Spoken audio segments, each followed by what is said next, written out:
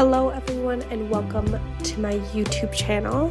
My name is Em and I am currently on a journey with my husband where we are watching all of the Disney animated movies in chronological order and ranking them on a tier list. And today's episode is Sleeping Beauty. And before my husband and I talk about our thoughts, I like to give history of the movie itself and the development because, I don't know, I'm just interested in it, and I know that there's others that are interested in it as well, and so I like to do research and to learn these things. And I'd just like to say I'm so sorry if my voice sounds different or weird. I'm actually getting over a cold, so just bear with me because I don't sound the way I normally sound. So, Sleeping Beauty premiered on January 29th, 1959 at the Fox Wilshire Theater in Los Angeles, and it is based on Charles Perrault's fairy tale of the same name, published in 1697. So, I know that there's multiple versions of Sleeping Beauty, so this is based on his version. Disney legend Mary Costa plays Aurora, and she also has an opera background, which is important to me as somebody who loves opera and is studying classical voice right now. I love that. She is performed in 44 operatic roles. Manon at the Metropolitan Opera, Violetta in La Traviata. She also was in the London premiere of Leonard Bernstein's Candide, I believe. And she also recorded as, she recorded Musetta in La Boheme. And she is the only original Disney princess, meaning like of Walt's Disney princesses, to still be alive as of 2025. She is 95 years old and a Disney legend.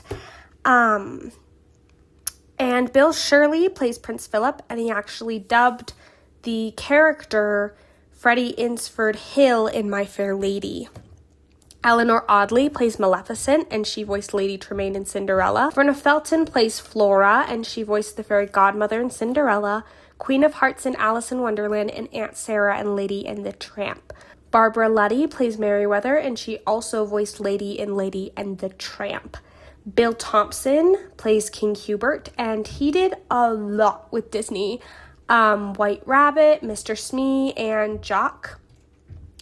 Pinto Colvig and Candy Candido as the Goons, and Pinto voiced Goofy at the time, and Candy voiced the Chief in Peter Pan. The thought to create Sleeping Beauty as a film started in 1938. Preliminary artwork was submitted for the project at the time, but it did not move forward. It wasn't seriously planned until the beginning of 1950 after the positive audience response to Cinderella.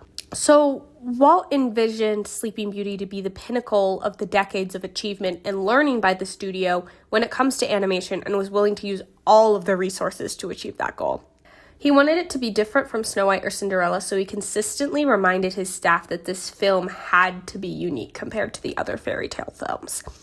During production, it was decided that the second half of the original story, in which Aurora, her name had not been decided at this point, but the princess character in the fairy tale marries a prince she does not know. So during production, it was decided that the second half of the original story, in which the princess marries a prince she does not know, was cut to focus on developing the romance between the two characters. The earliest known story outline is from April of 1951, which features the kiss, the iconic kiss, I guess, and the meeting of the prince before the curse. It also included the names of the fairies, which was 4 fairies as opposed to the 7 or 8 from the story. It also determined their magical abilities. Tranquility, who was the fairy of dreams. Fernadelle, the fairy of the forest, Merryweather, the fairy of the elements, and Maleficent, the fairy of darkness. The story artists would expand the role of the fairies, turning the good fairies into comical characters and guardians to Aurora and Maleficent into a more powerful villain. In this version, Maleficent would create an indestructible spinning wheel, which would be unsuccessfully gotten rid of by the king and queen, forcing them to hide her in the palace and not let her out. So this was kind of, at this time, the princess, they had not named her Aurora yet, so pardon me for not calling her Aurora, but the princess, so their concept of the princess in this movie, was thought of kind of as a Rapunzel mixed with Annalise from Princess and the Pauper. So burdened by royal duties and dreaming of a life outside of the castle. And shortly before her birthday, she would switch clothes with her maid in order to escape to the forest in some versions and a county fair in others, and then meet the prince. So in a way, it was kind of an Annalise from Princess and the Pauper kind of vibe. Yes, I am well aware that Prince and the Pauper exists, but why would you even... Guys, Barbie, Princess and the Pauper. Anyway, I digress. The prince would actually travel away and then return a few years later to slay Maleficent with the help of the good fairies and then wake the princess with a kiss. So it seemed like the events were not as cut and dry in order as they were in the final movie. Like, it seems like they kind of adapted with the more of the story in mind and have time passing. Yeah. Other ideas of that time included the good fairies attempting to put a protective barrier around the castle and mixed opinions on the character Diablo. There was concept art of him as like a raven in the Diablo that we know, but there was also some versions where he was an incompetent vulture. By June of 1952, a full storyboard had been completed, but Walt rejected it, with the reasoning being that it was too similar to the films they had already made. This version was then thrown out, but with certain elements of the story retained. The idea of the prince and princess meeting before, meaning I think before the kiss happens, was kept. Although the circumstances were discussed and changed. So one sequence was them meeting during a treasure hunt. And I want to know what they mean by treasure hunt here. Like, are we yar-har pirating? Or are we like, is it a scavenger hunt of some sort? It's like, I genuinely want to know a little bit more about that. But it felt that it drifted too much from the storyline and was scrapped. Then the idea of meeting in the forest from the original storyline was kept. And I agreed, that scene is absolutely gorgeous and beautiful, and I love it. And Walt wanted a more serious story, so he cut some of the gags involving the good fairies. And the fairies had been renamed at some point during this development. I can't exactly say when, but then we had gotten the flora, fauna, and Merryweather. So another gag that was kind of reworked in a way was them trying to bake a cake and blowing the oven up. And they were intended to have their names match their powers. So flora was for flowers and plants, fauna was for birds and animals, and Merryweather was for climate. So Walt did not like this idea, as he felt that these attributes did not advance the storyline. But in a way, I feel that we see a little bit of this and a little bits and pieces throughout the movie as they use their powers. We see kind of a little bit of where that idea came to be and where it kind of was executed a bit. And part of the difficulty of the production was differentiating Aurora from Snow White or Cinderella. In earlier versions, it was planned that Maleficent would manipulate Aurora into pricking her finger, but Walt requested that Aurora be hypnotized into pricking her finger, wanting it to be more haunting and eerie and more of a powerlessness in that moment. And I agree, because I fear that Aurora is already seen as not as strong as other princesses. And I fear that, I know Ariel was manipulated as well, but I fear that her status as not a Renaissance princess would have been, and her reputation would have been damaged a little bit more if she had been actually manipulated. I feel like the general public would not see her as, I don't know. I feel like, maybe this is just me, but like BuzzFeed in 2014 would have like had a field day with that. Maybe that's just me. And the improvement on animating realistic male characters prompted Walt to expand the role of Prince Philip, and I agree. So story elements such as Prince Philip being held captive was from Snow White. That came from Snow White, and I believe I talked about that in my Snow White video, and I even talked about it with my husband. We talked about it in our Snow White thoughts. We talked about it in our thoughts for this, that this film was kind of, in a way, we have improved on things. Let's get some concepts going that we scrapped from the other films. And Aurora and Philip dancing on a cloud also comes from a deleted song for Cinderella.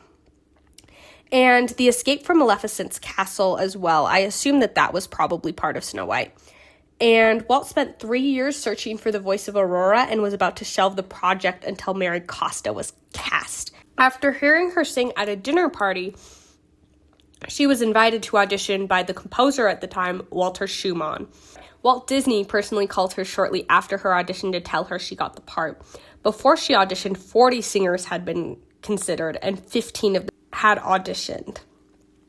She recorded her lines between 3 years, 1952 to 1955, and 20 singers auditioned for Prince Philip, and before Mary Costa and Bill Shirley were casted, audition records were made to determine voice compatibility.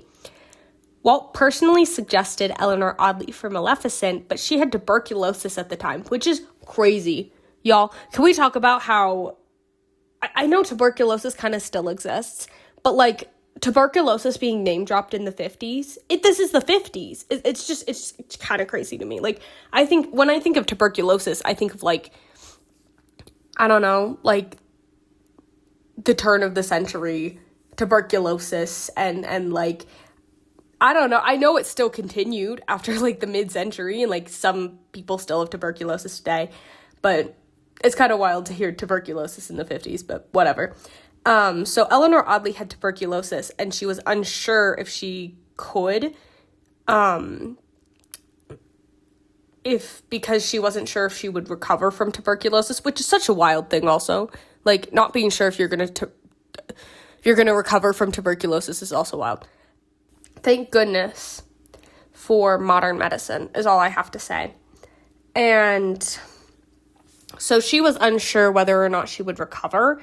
And so she was kind of about it, but she did reconsider after she had recovered. She's like, okay, I want the part. And in 1952, the plan was for Sleeping Beauty to be released in 1955, but the production faced many delays. Production officially began in July of 1953, with the scene where Aurora and Philip meet in the forest beginning to be created. Dialogue, a story reel had been made, but Walt was not happy with the original version, and it had to be extensively rewritten over the next few months before it was approved by Walt. By July of the next year, Walt had begun building Disneyland and working on the Disneyland TV show for NBC that kind of went alongside it. So due to this, a lot of staff in the studio began working on those projects instead. Keep in mind that Lady and the Tramp was also kind of in production at this point, so you had that also happening. And due to this, production was suspended, although the castle would be named Sleeping Beauty Castle to promote the film. While production was suspended, it was given to Erdman Penner and Joe Rinaldi to continue development, with the full storyboard being completed in early 1955. And production resumed in December of 1956, and Walt insisted on overseeing every single aspect, but was also heavily focused on Disneyland. And due to this, the animators have blamed him for the delays in the film because he wanted to really be a part of it, but Mans was busy. And after the preliminary screening for Walt in August of 1957, he seemed disinterested and discussed that he had not gone through the film and critiqued it as he had with previous films. Production delays led to increased costs, which upset Walt, but King, you did this to yourself. Like, if you, like, okay, I love Disneyland, but there's nothing wrong with saying, I'm working on Disneyland, this production is being put on hold until Disneyland is done. King, it's okay to do that. But, like, he was mad about production delays, but I'm like, you did this to yourself. And namely, the forest scene took years to make. Due to this, a quota system was put down, requiring only a certain number of drawings a day, and I'm sure this added to the production time as well. And Walt wanted the style of Sleeping Beauty to be different, so he hired different artists to create sketches to inspire the style. So the style of the movie was developed after John Hench, an artist at the company, discovered the unicorn tapestries. He brought them to the studio, and Walt decided it would inspire the visual template for the film.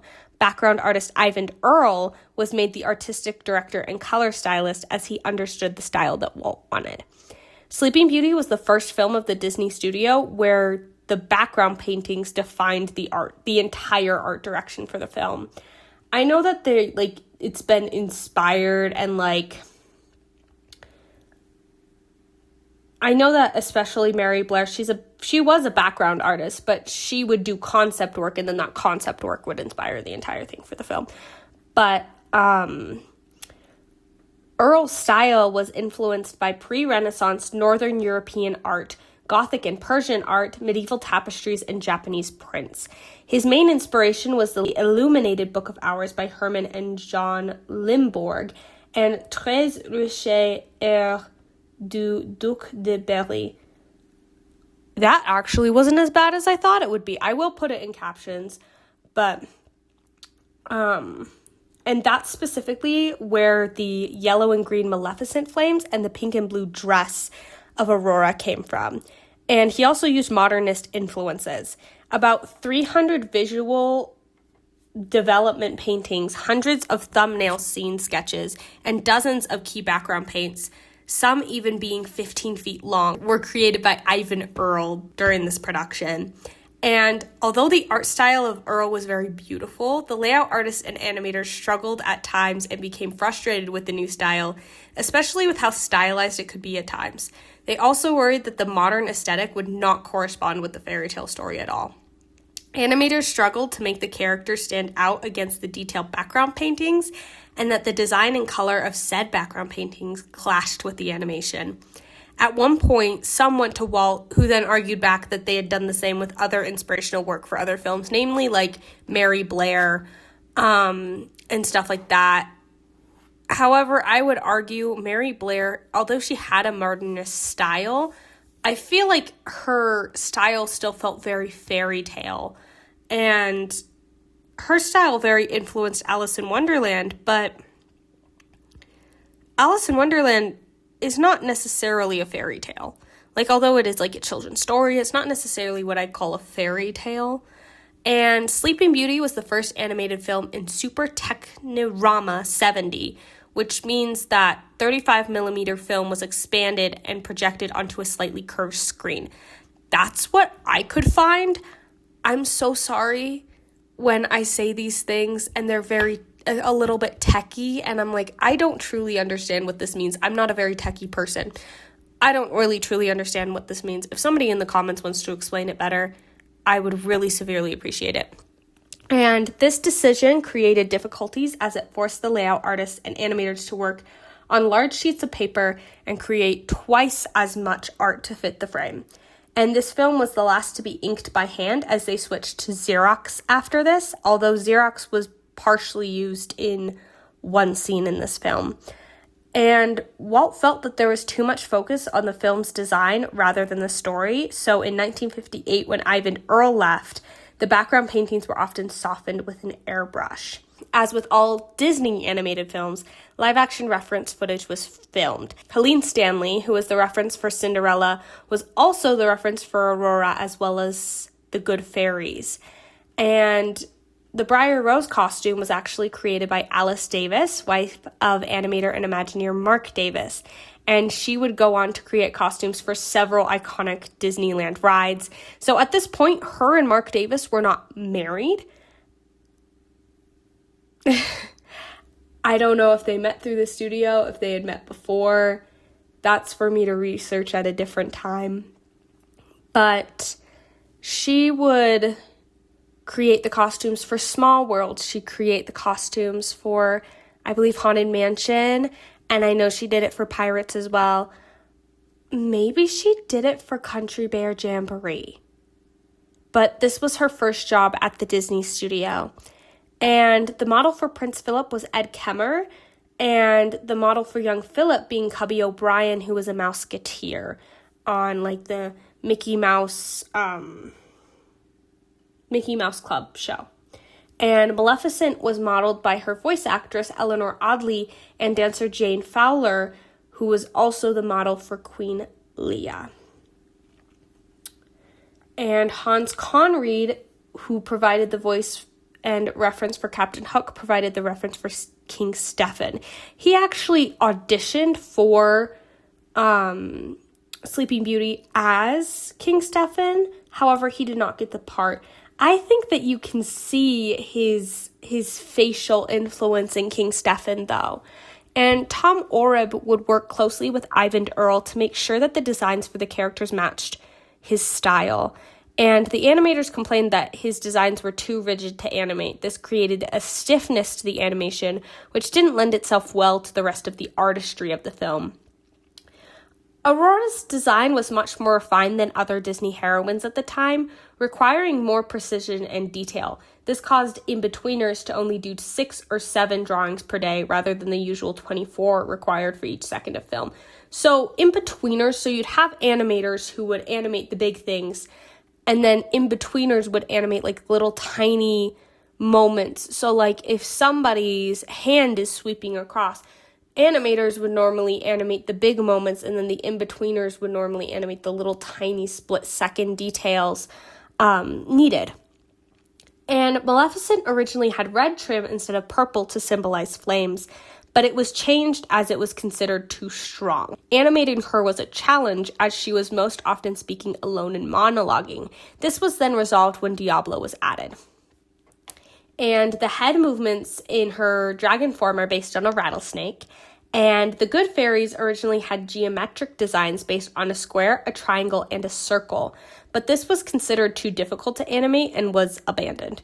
The animators studied the older women they saw at wedding receptions and the grocery store for inspiration for the fairies. And their wardrobe was influenced by medieval Scandinavian and German attire.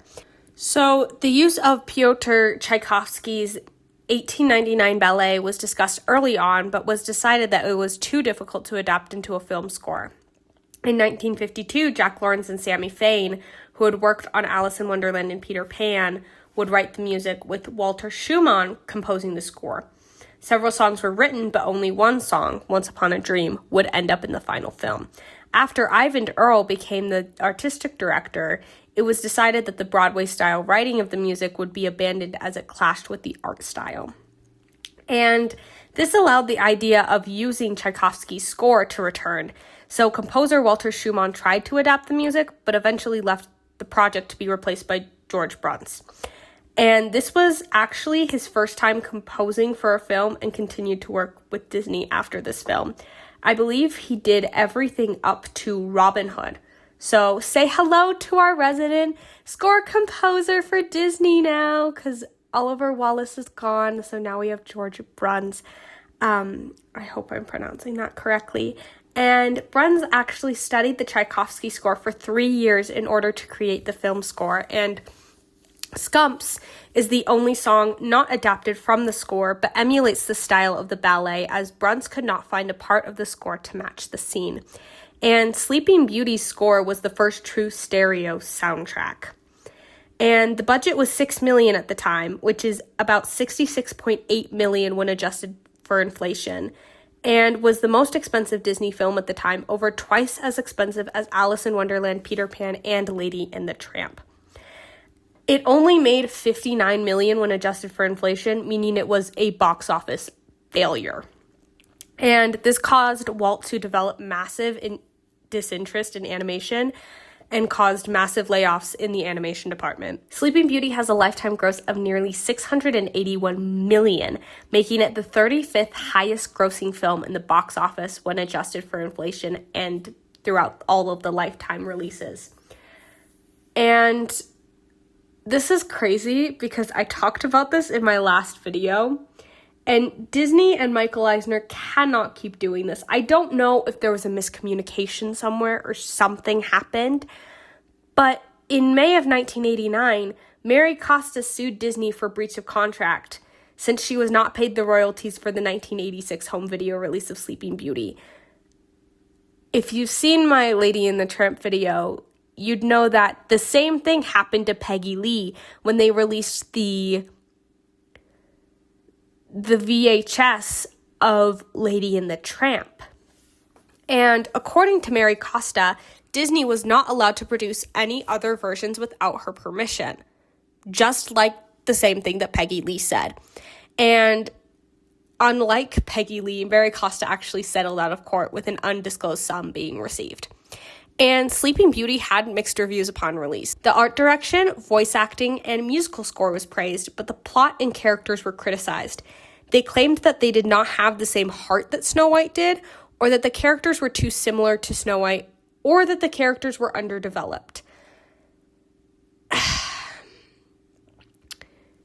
And to that I say,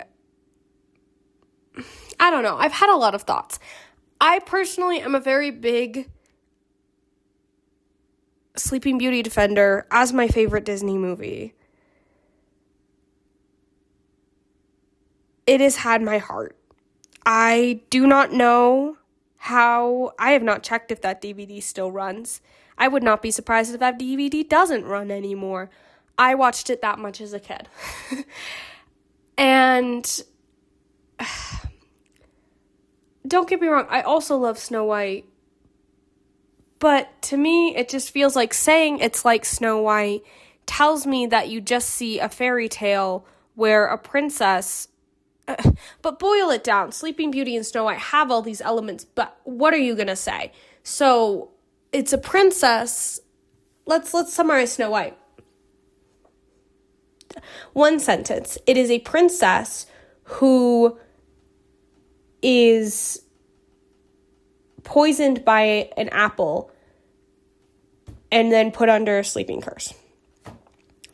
Oh, well, what is Sleeping Beauty? Oh, it's a princess who pricks her finger on a spinning wheel and then is put under a sleeping curse. Both are woken by kisses. And so if you just think about these things that are inherently just in the fairy tales themselves, you're gonna see, I just feel like it's just, like, I don't know. It's just how it is inherently. I don't feel that things are inherently the same. I feel that the secondary characters are very different from the characters in the movies. Are you talking about the use of music? Because yes, both princesses are classical sopranos. Okay. All right. I don't know. Whatever. And I don't think that's necessarily a bad thing. I just think at this point, the Disney formula had kind of been established, but not fully established. So people were kind of a little bit like, and wishy-washy if things were too similar to each other. Whereas now, we as people, like, I don't know. Now we see this, I think in hindsight, we see it as a beautiful spot in the canon. And I don't know. Justice for my girl Sleeping Beauty, okay, at the time. Anyway, it was nominated for Best Scoring of a Musical Picture at the Academy Awards. It was also nominated for a Grammy. It was inducted into the National Film Registry by the Library of Congress in 2019. And it has been cited as one of the most influential films in Disney history, even inspiring animators from the Disney Renaissance to pursue animation, as well as inspiring several later Disney films. So that's kind of what I mean, is I'm like, it might have been a flop initially on release, but its inspiration is widespread, and its artistry is widespread and well-known. I mean, to only have made $59 million when adjusted for inflation, and then having a lifetime gross of $681 million is crazy. Like, let's talk about that growth. Like, it's not one of these ones, like, Gone with the Wind is the highest lifetime gross, but Gone with the Wind was huge when it came out. Sleeping Beauty wasn't. And yet it's still this big thing. Yeah. And for theme parks, this is my little theme park segment. Welcome to my theme park segment. So for theme parks, of course, we have Sleeping Beauty Castle at Disneyland and Disneyland Paris. And the Sleeping Beauty Castle walkthrough, which was created in 1957 to tell the story of the movie in dioramas in order to promote the film. And that's at Disneyland. And then also at Disneyland Paris, you can go in the castle, and then there's a really cool animatronic of Maleficent. I'd love to go to Disneyland Paris one day. I think it'd be fun. And Princess Aurora and Maleficent make regular park appearances in parades and as walk-around characters. And Maleficent, of course, is in Fantasmic at Disneyland and Hollywood Studios in Disney World. So, yes, there's also just a lot more that I could talk about. Like, I know that there's quite a bit. They're huge. They're huge. I don't think there's a single parade where Aurora is not in it. Like she is almost always on the Disney Princess float, and she's sometimes with Philip, and yeah.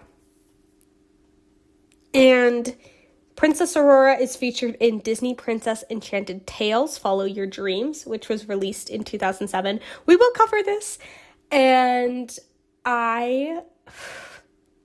this is a little side tangent. I loved Disney Princess Enchanted Tales, Follow Your Dreams. I loved it. Like, we did not own it, but I remember going to Blockbuster, and almost every single time, I remember every single time we went to Blockbuster, I would rent it. I would say, Mom, I want this one. To the point where I think my family remembers it too. And different characters cameo in House of Mouse, Who Framed Roger Rabbit, and Lion King 1.5. And Maleficent and Maleficent Mistress of Evil are somewhat live-action versions of the story. It's like, have you seen those books that are like the Twisted Tales? I'd consider it like a Twisted Tales version, or just maybe not even a Twisted Tales version, just like an origin story for Maleficent. And like kind of a alternate, I wouldn't say it's an alternate universe, I'd just say it's a different interpretation. And in the scene where Aurora is presented with her crown, the crying is reused from Dopey, and the evil queen's scream from Snow White is reused when Maleficent gets hit by the sword. And this is the last Disney princess film to be released in Walt's lifetime. And that's all I have. This video is just going to be long, and so I apologize, but thank you so much for watching my history, and I'll get on to my husband and I's thoughts. So stick around. As well as, I think at the end of our thoughts, we have a ranking that is updated based on the movies from the 50s. So stick around. So we just finished Sleeping Beauty, and this movie is very important to me, and this movie is very important to us. So let's give some background on this. Sleeping Beauty has been my favorite ever since I was a kid. It has been my favorite Disney movie. Ask anyone in my family. It has all been about Sleeping Beauty all day, every day when I was a kid. Still a thing.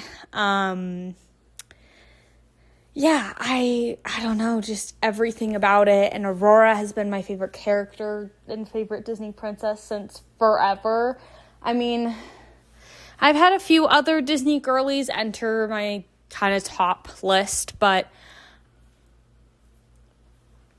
Sleeping Beauty has always had my heart, and Aurora has always had my heart. Maleficent is hands down my favorite villain. For more context, I was Aurora 2 Halloweens in a row when I was a kid. 2 different dresses, by the way. One was not in a row. I think it was 2 different times. It wasn't in a row. One of them I might have worn twice, though, for 2 different Halloweens. I had a princess dress that was like pink and kind of like her dress. And then I had one, and then I also did her Briar Rose dress as well. And that was me for Halloween. Yeah, do you want to explain how it's important to us? Yeah, so I guess, giving context for me, I had not, in fact, this is still like the 5th time I've seen it, maybe, if that. I think this is the 2nd time you've seen it. I thought I introduced you to this movie. I remember watching it once growing up, just once. It was probably with... I watched it probably 10 times by the age of 3 years old. Because I feel like I like very vividly remember watching Sleeping Beauty. Because I think I remember my parents were watching it with my younger sisters or something like that. And I just kind of ended up watching it with them. So, like, I had seen it, but it was also one of those ones that, like, I was, like, a teenager. And, you know, like, yeah, I know Sleeping Beauty's, like, out of all of the princess movies, it is probably, like, the least girl movie, if that makes sense. You know, you have, like, the cool part where Philip fights Maleficent. You have, I mean, even, like you mentioned before, Maleficent's a cool villain. Like, it doesn't even matter if it's, like, a girl movie or not. Maleficent's just a fetching cool villain. Yeah. Like, her abandoned castle, the Forbidden Mountain, her dragon form, all of the different scenes with her henchmen, and you see them do all the billion different things, which I know we're going to talk more into the animation later. But, you know, she's a really cool villain, like, even from that perspective. And so I feel like, even though me as a teenager didn't really seem too interested because it's a princess movie, but it was also, like, out of all of them, I'm like, it was probably, like if I had to pick a Disney princess movie, like, it'd be the one that's probably, you know, gives me the most entertainment, even as a teenager. I was thinking that. You know how guys are when they're teenagers. Yeah. Yeah. But yeah, so that's pretty much my content. I had seen it maybe once before we were in a relationship.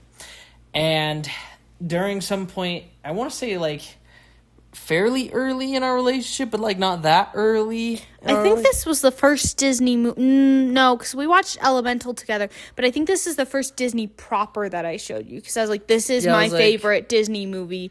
We need to watch it together. Yeah. Is essentially what I was like. So we had watched, I think that summer we watched Sleeping Beauty. And we talked about Sleeping Beauty. And we talked about what we love about Sleeping Beauty. And we talked about, actually, because we had been talking about getting married at this point. So I think we talked about wedding, like, theming our wedding after it or something like that. Well, I don't know if we, like, got to that point yet, but, like, you did for sure want to show it to me. Yeah. Because I remember a lot of that idea came from Once Upon a Dream. Because I listened to the song and I loved it. I adored it a lot. Because, like I said, I didn't really watch the movie the one time I watched it through. You know, like, that thing that, like, older, like, teenage boys do, where everyone's watching a movie and they're kind of doing their own thing, but they're, like, across the house watching it. My dad does that. But kind of, like, not watching it. Yeah. My dad does that. It's a guy thing. Guys do it all the time. But, like, it develops right when you're a teenager. Oh, okay. So if we ever have boys, you will see that develop. Like, right as they become teenagers, they'll start doing that. That's pretty much how I watched it. And so I never like listened to the music or the context or stuff.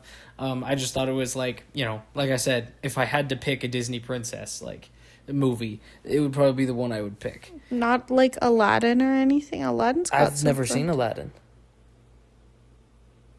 Oh my goodness. Well, it's a good thing we're doing this series, because this is my excuse to watch every single Disney movie with you.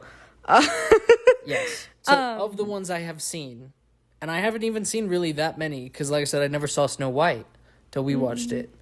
And, we'll see others as they go along. Anyway, so our history with it as a couple, though. Yes. We decided to loosely base our wedding off of Sleeping Beauty.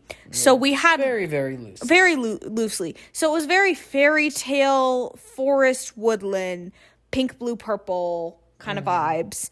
Lots of flowers, lots of floral. And a cover of Once Upon a Dream was our first dance song. And I think that was really special, because I was like, well, I was thinking about it, and I was like, what do I want our first dance song to be? What do we want our first dance song to be? And I think the thing that we agreed on was Once Upon a Dream, because I was like, I wanted something that reflected that's what I wanted. us. And I think just like it was a very full circle moment for me, because I hate to say, like, on your wedding day, you want to feel like a princess. And everything on that day added up to me feeling like a princess. Like, I've always wanted my entire life to feel like a princess. And in a way, on that day, I felt like my favorite princess, which was really special. Yeah, that's a tangent that people who are watching this just to know our thoughts are Biased. just gonna skip through this, but We are biased, and that's okay. That's okay to admit. We do have a biased opinion. which I think I said this at the top. Like, I think I said this in my Snow White video. Sleeping Beauty is just gonna be a biased video, and just gonna be me talking about like my childhood and everything, and all the things with Sleeping Beauty. So now that it's been probably like 10 minutes talking about other things, let's actually get into the meat and potatoes and what we like about the movie. So it's probably been about a year since I've seen this movie, and analyzing it, oh my gosh, it's just like, it's not one of those movies where you're like, oh, why did I like this as a kid? You see it and you're like, oh my gosh, I had taste. Like, dang, it's good. And you see it and you notice, and for me, I notice, like, it's so strange how much the movies that we watch shape us as human beings. This movie, in a way, planted seeds for things that did not grow until much later and into my adult life. There's something immediately I know, it's just the chorus and everything in that, and how beautiful it is, probably ignited my love for choir. And now I'm majoring choral music education, and I'm getting very close to being a choir teacher, but and I did not know about that dream, but I feel like that seed has been planted for years. The other thing is classical music. Like, this is so intertwined. The music of this is so intertwined with Tchaikovsky's ballet. And I did not get into classical music until coming to college and studying classical music. And so I feel like that's another seed that was planted years and years and years ago that is now starting to grow in the last few years. Another thing is, I'm going to let you talk, I promise. I have a lot to say. Do you have anything to say about that? Not in terms of the music. Are you moving on to the animation? I was going to, but we can continue to talk about the music. I think the songs are gorgeous and very beautiful and iconic. And I just, I don't know. There's so much to say about the music. I think it's gorgeous. I wish there were more songs. Like, surprisingly, few number of songs in this film. And I think that kind of contributes to, like I said, like most of the princess movies are kind of stereotypically girl movies. And I think one of the things that kind of like helps Sleeping Beauty kind of not fit under that mold as well is the lack of musical numbers. And I feel like the ones that they have are kind of more like an operatic style, where it's more like it's just part of their dialogue. Like, I feel like the one exception is Once Upon a Dream, which is like a proper song segment where where she sings. Of course, it's reflecting her thinking, like a lot of songs do, but it is like a stopped musical number. But then it also feels like every single other song of any kind in the plot is usually just like a character sing-songing or whatever as they're talking. Like, what you mean is, like, it doesn't stop the action to do that. Yeah. Is that what you mean? Yeah, like they're not stopping to express how the character is feeling like a lot of princess movies do. Instead, it's just like they're just going on with it. Yeah, so, like, for example, like, I Wonder does not stop the action at all. It just communicates as she continues the story. Yeah. But Once Upon a Dream is, like, the only full stop. Yeah. Which moment. makes sense because they have this stop moment, but then they, like, you know, do stuff with it. Like, there's a reason why they have stopped here. And because this is like the key turning point to the movie, right? This is the inciting incident, you could say, using some writer's terms there. The inciting incident of the plot, right? Is she singing in the forest, talking about how she dreams to find love, and then her love just stumbles into the song and starts doing it with her. And I think that is kind of, you know, the way that I think is really, really effective for the one song they have. Like, they do a lot with that one big number compared to the other songs. Oh, I fully agree. I think moving on, the background art is, oh my goodness, it's like a painting. And I think that's the intention in this. I think the intention is that you stepped into a painting of the era that it takes place in. Yeah. And I just think it's gorgeous. I think it's a gorgeous movie. There wasn't a moment where I wasn't in awe of what was going on in the background and how beautiful it was. There is a lot of detail. I mean, I kind of pointed out kind of towards the beginning of the movie, and it kind of shows in a few different shots in the movie, and I forget the proper name. You may have to correct me on this. But for the layered camera they use. The multicam. Yeah, the multicam, where they have shots. Sorry, the multiplane camera, I think, is what it's actually called. Okay, but yeah, the multiplane camera, where they have shots of artwork that is in different distances and different focuses to give it a sense of depth. And they not only do that with the backdrops, because there's the scene where they're zooming in on the cottage, and you have all the trees coming closer and they blur out faster, kind of like what Bambi does. That's what we talk about. Yeah. Bambi does that a lot.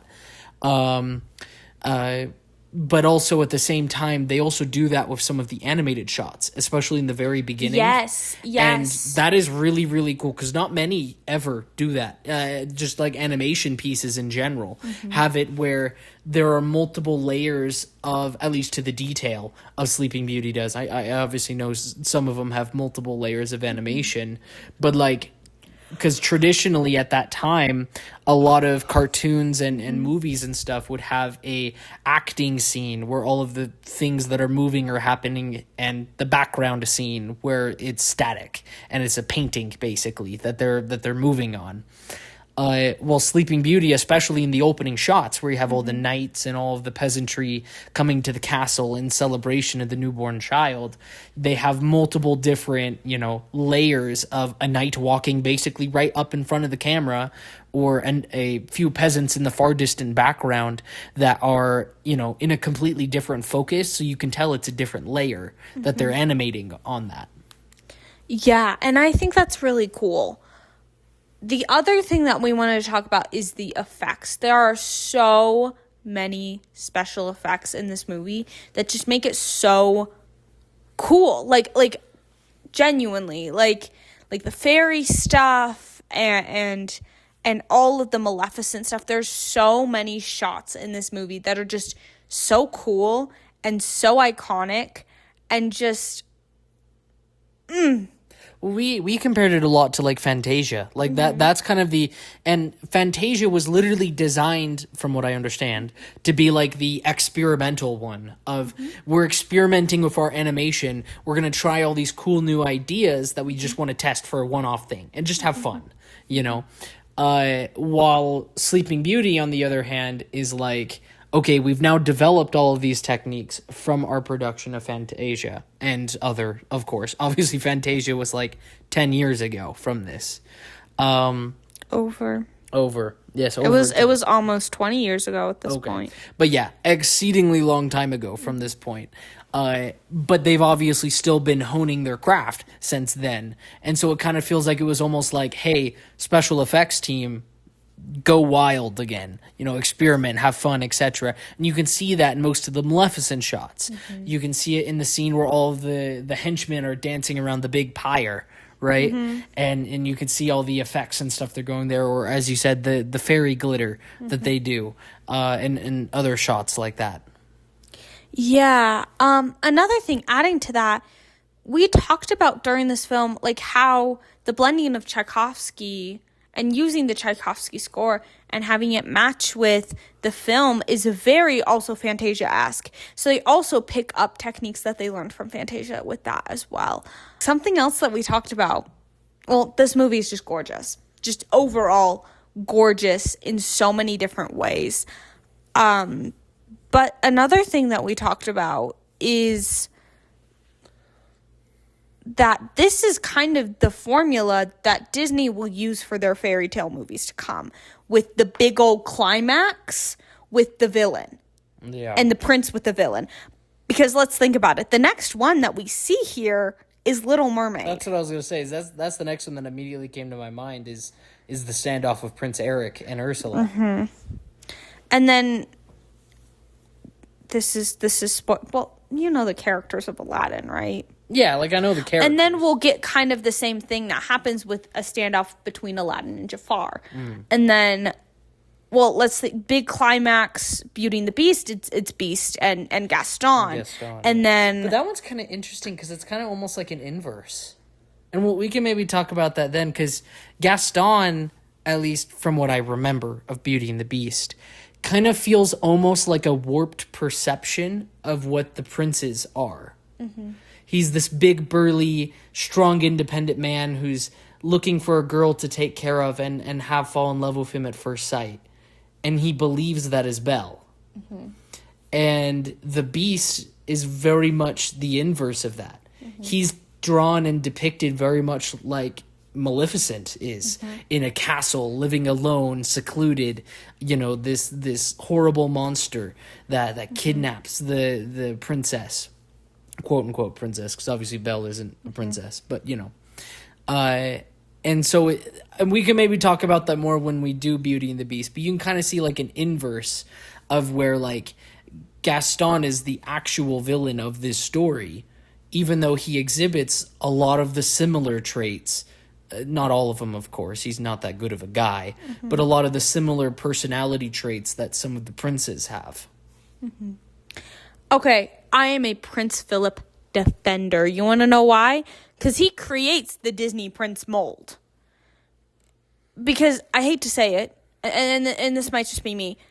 I hate people who say that the first three princesses and princes don't do much, because a lot happens and a lot is developed. Well, one, the princesses do a lot, like, and we get a lot from these princesses, even though I've heard that Princess Aurora does not have a lot of screen time. Even though that is the case, she is very impactful despite that, you know. What I was gonna say is like, and I'm sure this is what you're getting to, is like not Eric, Prince Charming, thank you, and the prince, I guess didn't you say it is a different name, Florian? Is that right? His unofficial... Florian, I've heard Ferdinand. His unofficial name. Unofficial official name. Yeah. Technically, his official name is the prince or Snow White's prince. Yeah.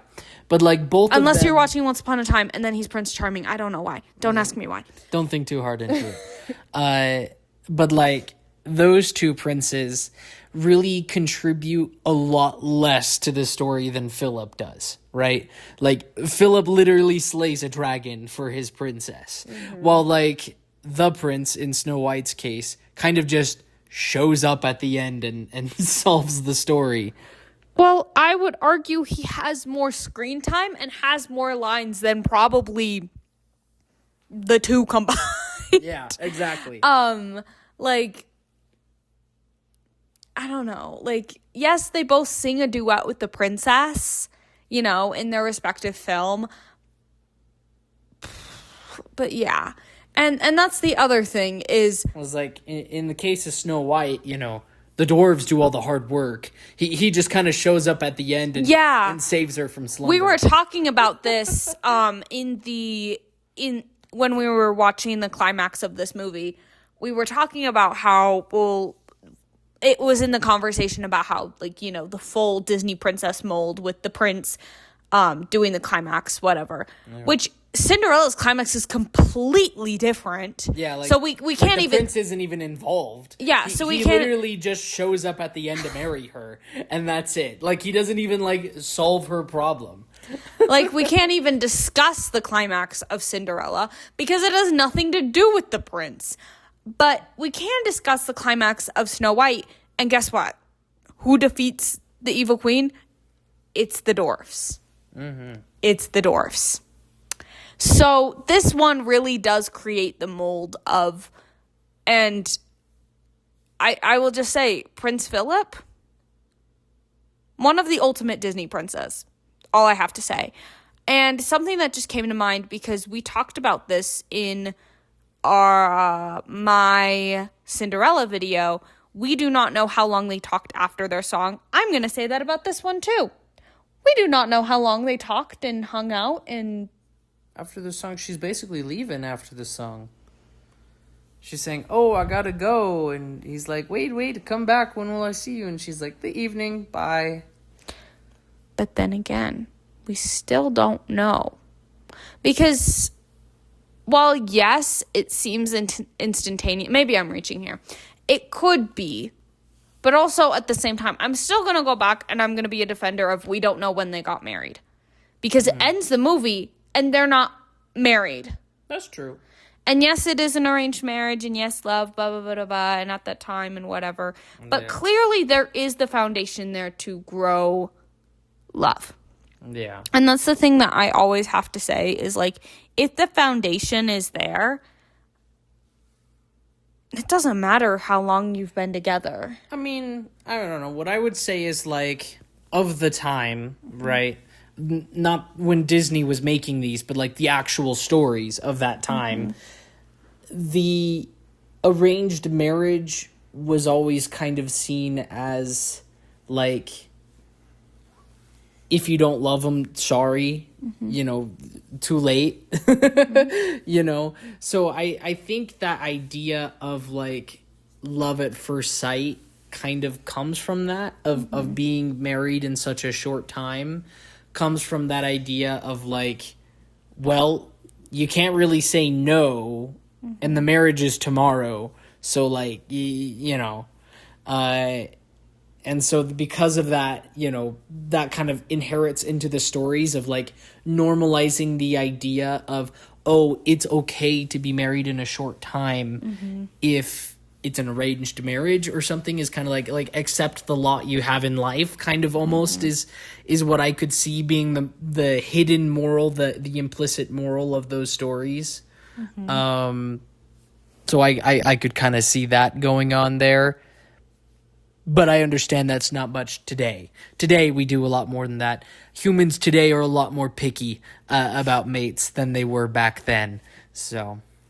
Well, it's because it's not about status or money Exactly. or any... to some people it is. But it's not as like, much you know, as it is. It's not like our parents are arranging a marriage so that they could, like, combine property or something like they used to. Yeah. And the other thing that we have to consider here is it's a fantasy film. Yeah, it's okay. It's magic. It's a fairy tale.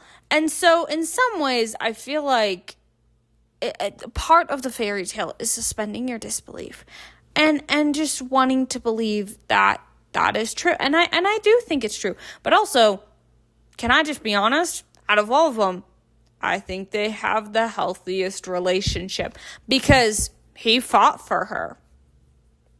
And it's like they clearly love each other. And it's not like, and in their case, it wasn't even really love at first sight. She kind of was like, you're a stranger, please leave me alone. And he kind of had to give her the, you know, the flirty look and the smolder.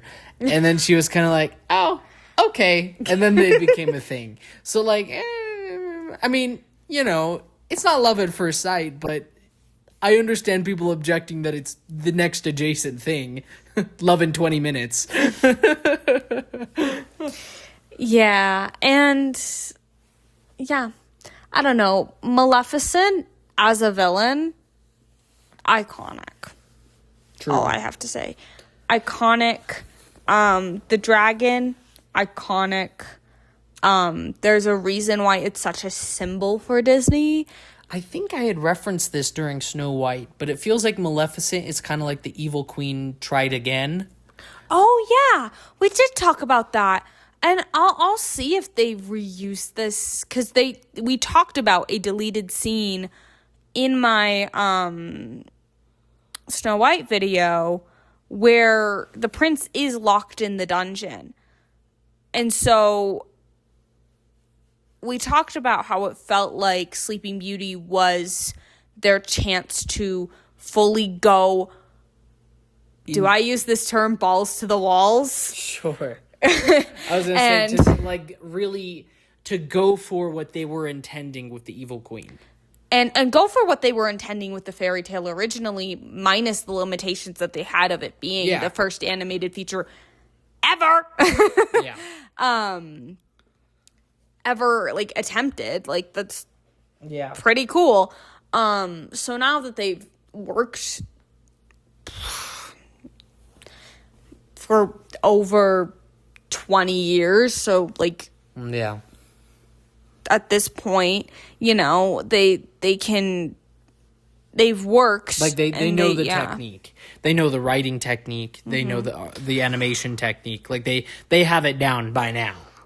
Yeah, and I think that I like that Prince Philip has so much more of a role in this one than any other prince has. I think it really... I like that we allow to see his character through Samson and through the scenes with his dad. I think that singular scene with his dad, actually. But I will say, the one thing... I understand for context purposes... it's needed. The scene where King Hubert and King, what's his face? Stefan are drinking, completely unnecessary. Okay, but I was joking about it. I have a friend and I'm like, this is totally like a bro conversation. We may not be talking about like this exact thing, because hopefully we're not arranging our kids to get married.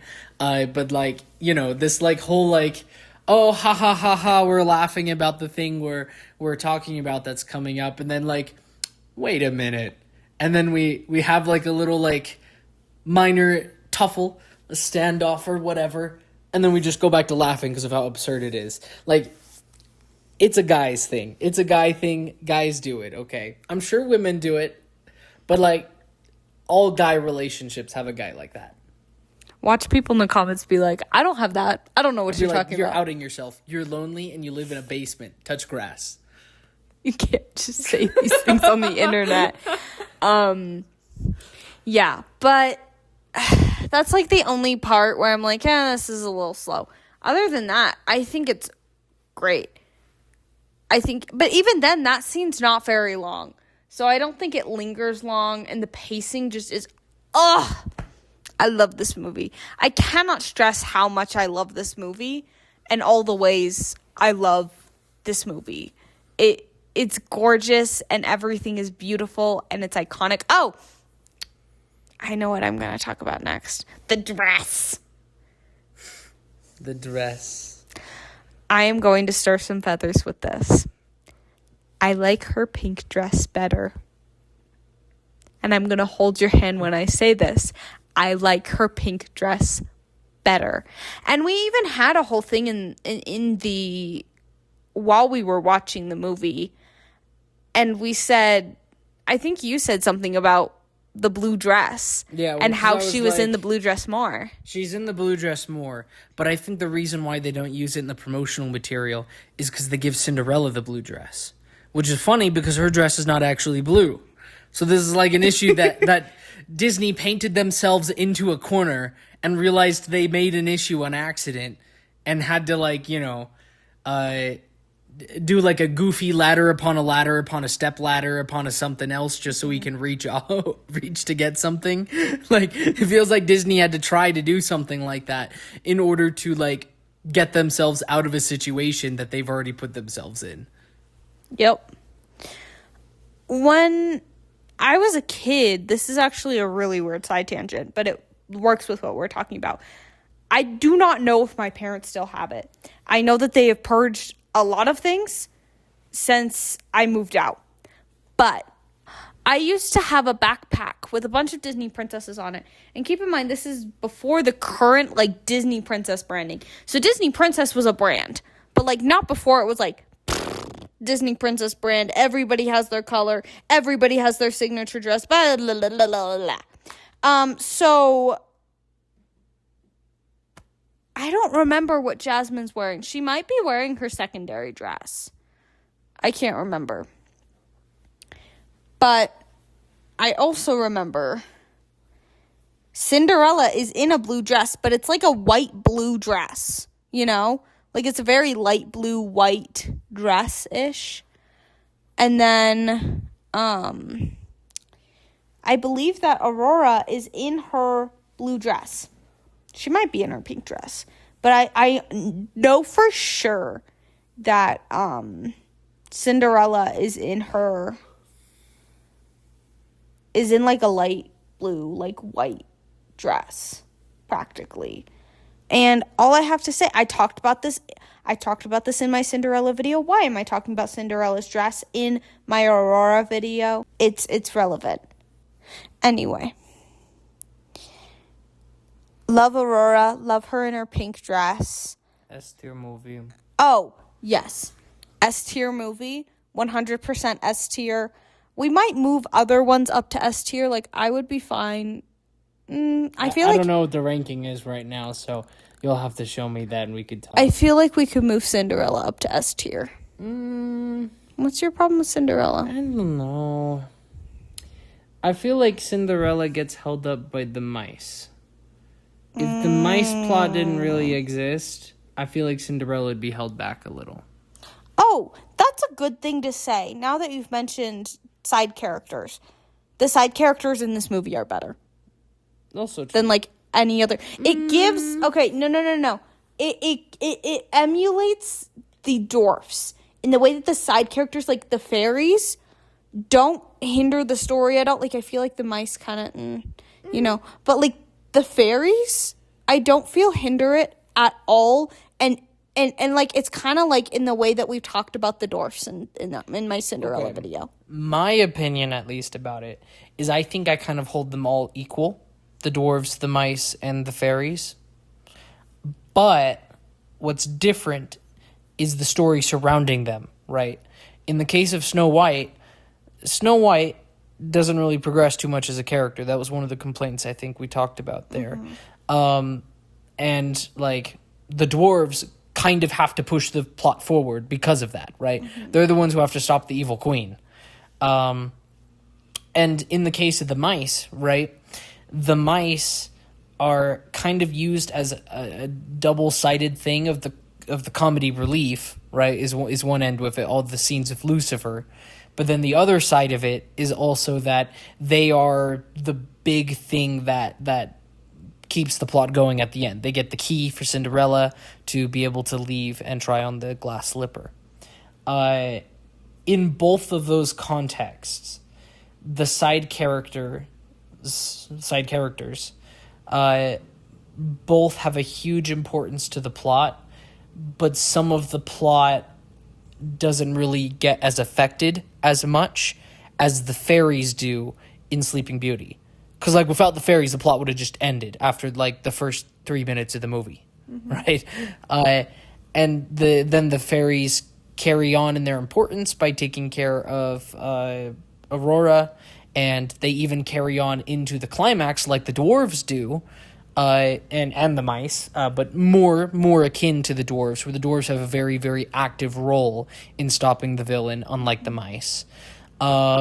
Where the fairies all directly help Prince Philip fight Maleficent.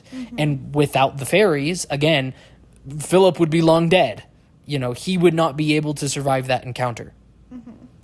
And so I think that's kind of what makes them different, is I put them all equal, but the fairies contribute the most to their plot. And I think that's what makes them better. And not only that, but their plot also feels worth contributing. Like, if they were not there, the plot would not happen. Unlike the case of the mice, which, like you said, they very, very easily could have rewritten it to something else, to not have the mice. And same with the dwarves. Now, obviously, I know the dwarves are important to the story of Snow White and the Seven Dwarves, but you could very easily alter that scene and not really lose anything by just, like, having the evil queen get banished, or heck, even the prince does it or something like that. And then in that case, you would not really lose too much with it. But, like, if you alter anything with the fairies, you start to lose the plot, and you start to, you know, completely have things become not possible, that the magic of the fairies would change, or did change. I don't know. That's just my opinion. Yeah, no, you're totally right, actually. So that kind of reminded me of something. And I actually had somebody ask me, would you like to see a live action Sleeping Beauty? Like, not like Maleficent, like an actual true, tried and true. And I said, no. My honest to goodness answer is no. Disney has not been doing well with their live action remakes. They have not been treating the story well. They did not treat Snow White well. And I'm scared of them touching my precious little baby here. They would totally turn Sleeping Beauty into, like, a pop series of music rather than operatic like it is. Which, that's what they did with Snow White as well. And so that's the problem. If they did it with Snow White, they would totally do it with Sleeping Beauty. And yeah, and that's my problem. Is, yeah, yeah. And so that's why I'm fine with Maleficent. Is it my favorite? No. Have I only watched it once? Yes. And that was when it came out, which is, oh my goodness, like 11 years ago at this point. I'm willing to watch it again. Yeah. And the sequel. So. There's a sequel to Maleficent? Yeah. Is that not Sleeping Beauty? No. Oh. Yeah, I've never seen it. Yeah. Yeah, so I don't think it's awful. I'm glad that they did Maleficent and didn't touch my beautiful baby. At first I was mad at that, but now I'm like, I'm kind of glad they didn't.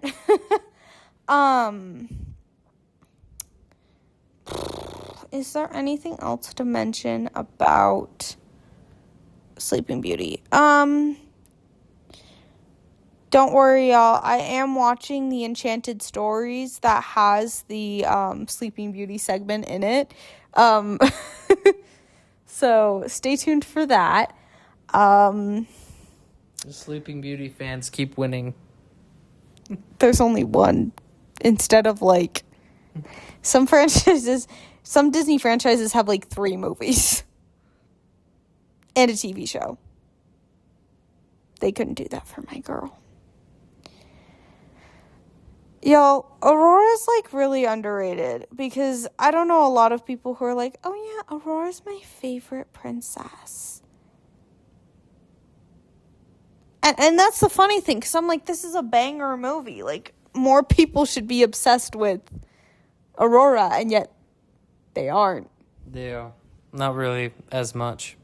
It's all about those Renaissance princesses, Yep. millennials, and that's not okay. Before people flame me in the comments, okay, I would love to say I love the Renaissance princesses. Okay, We're getting to them eventually.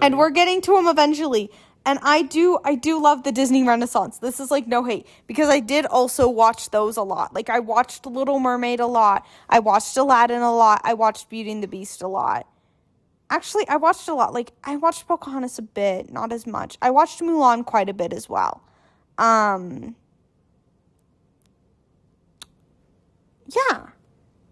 Is that it?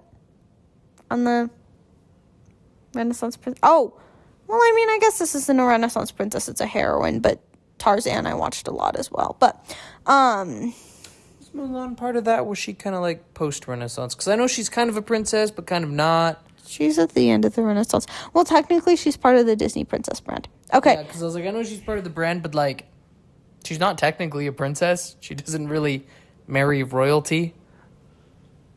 Don't ask me. At this point, it's like based on sales or whatever. I don't It's just know. a title.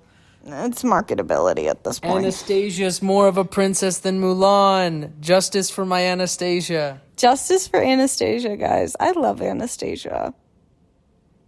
I might do like a Disney adjacent one. Meaning like stuff that's under the Disney brand, but like isn't technically. Would that idea include things like The Swan Princess? That was one that it also kind of comes to my mind. Well, I could do Don Bluth movies, but I could also do like Blue Sky or whatever, and any 20th century animated or whatever. But that's, sorry, I'm like tangenting right here. I'm so sorry for y'all when I tangent, because I know that some of y'all care and some of y'all don't. But yeah, so we're putting this in S tier. Obviously, this is our first S tier. And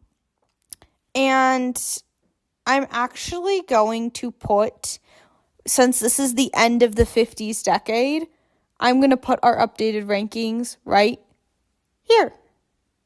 Wait, like aren't we in like 56 or something? This is 59. This is 50. We're already almost done with the 50s? We're done with the 50s. Our next comes out in 1960. How many movies were in the 50s? Like 4? 4 or 5. I guess after being free of the 40s, we just zoomed through the 50s. Oh, just you wait until we get to the 90s. Is there like 3 in the 90s? No, because midway through the 90s, we get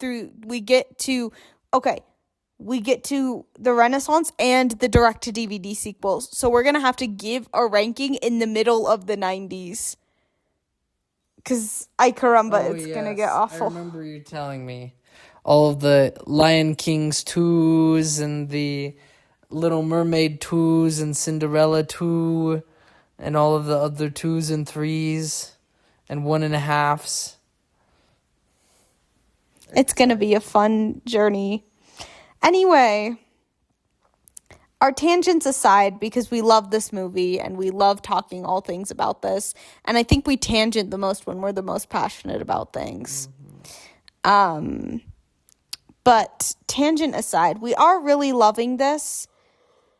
We are, gosh almighty, 15 movies deep. 16 Only movies 16? deep. I feel like I've gone through the whole catalog already. No, babe. We're not even halfway? Is that what you're about to tell me? Yeah. No!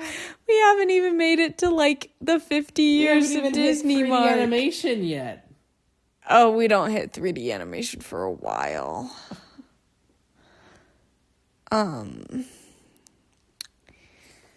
Yeah.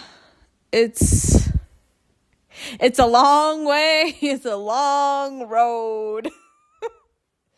But we hope you're doing well. Do you want to sing anything or say anything to close us out? I know you, I've walked with you once upon a dream. Something, your eyes are so familiar, a gleam. I don't know all the lyrics. Is that it? Oh, wait. That visions are seldom all they seem. I don't remember. I don't remember the lyrics. Once upon a dream. That's okay.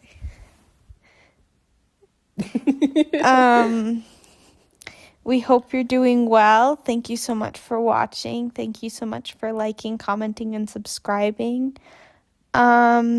If you stayed this long, I'm so genuinely sorry.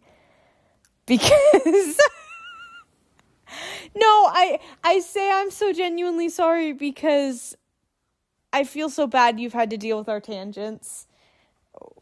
We just love to talk.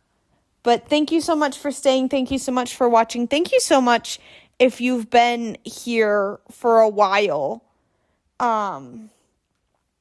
We're chugging along, and who knows how long this journey will take.